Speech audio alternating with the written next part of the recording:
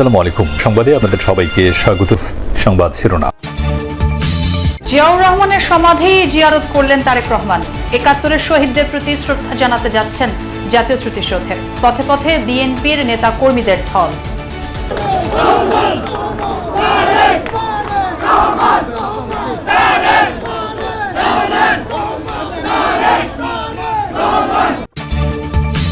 Voter হতে কাল আবেদন করবেন বিএনপির ভারপ্রাপ্ত চেয়ারম্যান। বাধা নেই বলছে ইসি। সশরীরে উপস্থিতির কারণে গুরুত্ব পাচ্ছে নিরাপত্তা ইস্যু। দুর্নীতি বৈষম্যমুক্ত ইনসাফ ভিত্তিক দেশ করাই লক্ষ্য বললেন জামায়াত আমির। জাতির উপর থেকে এখনো কালো ছায়া দূর হয়নি। কালো ছায়া এখনো জাতির উপর থেকে যায়নি। এই কালো ছায়াকে খতম করা পর্যন্ত আমাদের লড়াই, ছাত্র শিবিরের লড়াই অব্যাহত রাখতে হবে। ঘন কুয়াশায় মধ্যরাতে চাঁদপুরে 2 লঞ্চের সংঘর্ষে প্রাণ গেছে 4 জনের। কুয়াশায় রাতে কোনো লঞ্চ না চালানোর নির্দেশনা উপদেষ্টার। কুয়াশায় কোনো লঞ্চ রাত্রে চলবে না। যতক্ষণ পর্যন্ত ভিজিবিলিটি ভালো না হয় ততক্ষণ পর্যন্ত তারা ছাড়বে না। রাজধানীর গুলিস্তানে 0 পয়েন্টের একটি মার্কেটে আগুন। নিয়ন্ত্রণে কাজ করছে ফায়ার সার্ভিসের 6টি ইউনিট। সারা দেশে বেড়েছে শীতের দাপট। তীব্র ঠান্ডায় জনজীবনে স্থবিরতা। কষ্টে দিন কাটছে হতদরিদ্র ও ছিন্নমূল মানুষের। এবার আগামী শীত পড়ছে, তা আমরা মাঠে ঘাটে যেতে পারছি না। খেটে খাওয়া মানুষেরা এরা আরো বেশি বিপাকে পড়ছে। খুব ঠান্ডা লাগছে, আমরা গাড়িতে চলতে পারছি না। বাবার সমাধিস্থলে শ্রদ্ধা নিবেদন ও জিয়ারত শেষে সাভারে জাতীয় স্মৃতিসৌধে যাচ্ছেন বিএনপির ভারপ্রাপ্ত চেয়ারম্যান তারেক রহমান। তার গাড়ি বহরের সাথেই আছেন আমার সহকর্মী তানজিম শাফিন। শাফিন, যদি শুনতে পেয়ে থাকেন, গাড়ি বহর এখন কোথায় আছে একটু জানতে চাই। কিন্তু নেতা কর্মীদের যে ঢল, তাতে গাড়ি বহর খুবই ধীর গতিতে সামনের দিকে এগিয়েছে। আমরা আমিনবাজার ব্রিজ ক্রস করে সামনের দিকে এগোচ্ছি। গাড়ি বহরটির সাথে বিএনপির ভারপ্রাপ্ত চেয়ারম্যান তারেক রহমান, তার বাবা সাবেক রাষ্ট্রপতি জিয়াউর রহমানের সমাধিতে শ্রদ্ধা নিবেদন শেষে মহান মুক্তিযুদ্ধের শহীদদের প্রতি শ্রদ্ধা জ্ঞাপনের জন্য জাতীয় স্মৃতিসৌধের উদ্দেশ্যে যাচ্ছেন এই গাড়ি বহরে। এবং গাড়ি বহরটি রাস্তার দুপাশে উৎসুক মানুষ এবং নেতাকর্মীদের ভিড়ের কারণে, তাদের বিশৃঙ্খলা এবং রাস্তার মাঝে বারবার করে চলে আসার কারণে এই যাত্রায় গতি আরও অনেকটাই কমে এসেছিল। তো সেখান থেকে কিছু দূর এগোনোর পরে আবারও দেখতে পাচ্ছি যে রাস্তার দুধারে বিপুল পরিমাণে নেতাকর্মী এবং মানুষের ভিড়, যার ফলে আবারও সেই ধীরগতি সঙ্গী।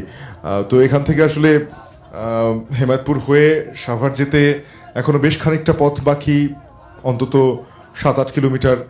তো এই জায়গাটুকুতে পুরো অংশই মনে হচ্ছে যে নেতাকর্মীরা ঘিরে রেখেছেন, যার ফলে 19 বছর পর বাবার সমাধিতে শ্রদ্ধা জানালেন ছেলে তারেক রহমান।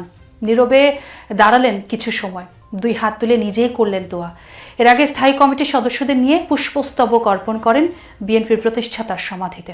ঐতিহাসিক স্বদেশ প্রত্যাবর্তনের দ্বিতীয় দিনেও নেতাকর্মীদের উপচে পড়া ভিড় ছিল জিয়া উদ্যানে। মরহুম বাবার শিয়রে দাঁড়িয়ে সন্তান একা শেরেবাংলা নগরের সমাধিস্থলে 2 হাত তুলে বাবার আত্মার মাগফিরাত কামনা করেন স্রষ্টার কাছে। অলক্ষ্যে নেন আশীর্বাদও। সবশেষ 2006 সালে তারেক রহমান শ্রদ্ধা জানান বিএনপির প্রতিষ্ঠাতা প্রয়াত রাষ্ট্রপতি জিয়াউর রহমানের সমাধিতে। এরপর 2007-এর আলোচিত 1/11 আর 2008-এ নির্বাসিত জীবনের শুরু। 17 বছর পর রাজস্বিক এক স্বদেশ প্রত্যাবর্তনের মধ্য দিয়ে দেশের মাটিতে বিএনপির ভারপ্রাপ্ত চেয়ারম্যান তারেক রহমান প্রথম দিনেই হাসপাতালে যান মাকে দেখতে। শুক্রবার দেশে ফেরার দ্বিতীয় দিনের শেষ বিকেলে গেলেন প্রয়াত বাবার সমাধিতে। প্রথমে দলের নেতাকর্মীদের নিয়ে পুষ্পস্তবক অর্পণ করেন। ফাতিহা পাঠ ও কবর জিয়ারতে শামিল হলেন 2 হাত তুলে। নীরবে দাঁড়িয়ে থাকেন কিছু সময়। পরিণত মানুষেরও চোখে আসে জল। রাজনীতির কঠিন বাস্তবতা আর ব্যক্তিগত আবেগ যেন মিলেমিশে একাকার।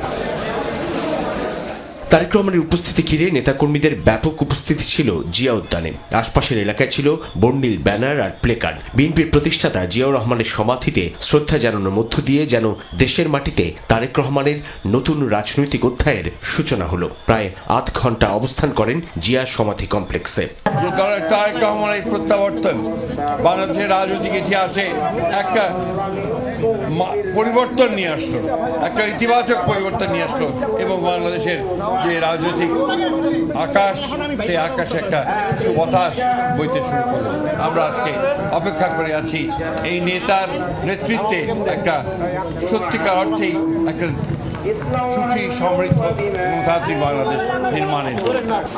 বহুদলীয় গণতন্ত্রের প্রবর্তক সোজাসুজি জিয়া রহমান এটার প্রতিপালন করেছেন আমাদের দেশনেত্রী বেগম খালেদা জিয়া।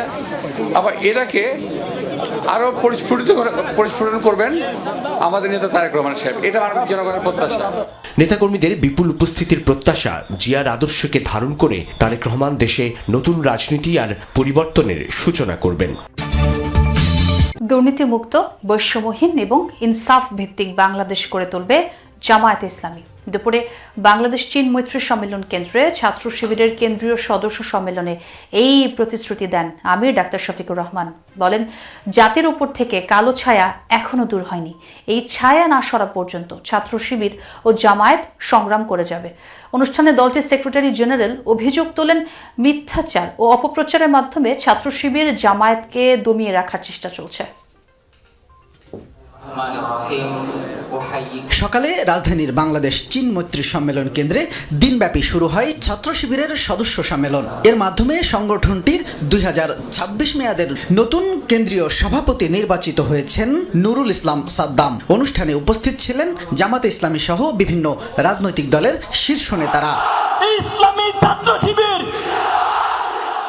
প্রধান অতিথির বক্তব্যে জামাত আমির বলেন, জাতির ওপর এখনো কালো ছায়া বিদ্যমান। এই কালো ছায়া সম্পূর্ণভাবে দূর না হওয়া পর্যন্ত ছাত্র শিবির ও জামাতে ইসলামী সংগ্রাম চালিয়ে যাবে। কালো ছায়া এখনো জাতির উপর থেকে যায়নি।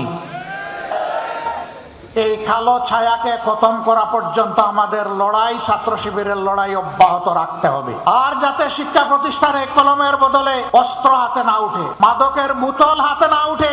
তিনি আরো বলেন, দুর্নীতিমুক্ত ও বৈষম্যহীন রাষ্ট্র গড়ে তুলতে সব ধর্ম ও রাজনৈতিক দলকে ঐক্যবদ্ধভাবে কাজ করতে হবে।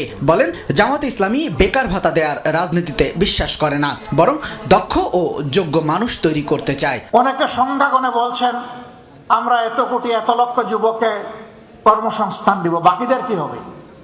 বলছেন বাকিদেরকে ভাতা দেবেন। আমরা আমাদের যুবকরা কারো কাছ থেকে বেকার ভাতা গ্রহণ করুক তা দেখতেও চাই না, শুনতেও চাই না। প্রতিটি যুবকের হাতকে দেশ গড়ার কারিগরের হাতে পরিণত করতে চাই। সম্মেলনে দলের সেক্রেটারি জেনারেল বলেন, মিথ্যাচার ও অপপ্রচারের মাধ্যমে বারবার ছাত্র শিবিরকে দমানোর চেষ্টা করা হচ্ছে। ট্যাগ লাগানোর সংস্কৃতি থেকেও বের হওয়ার আহ্বান জানান তিনি।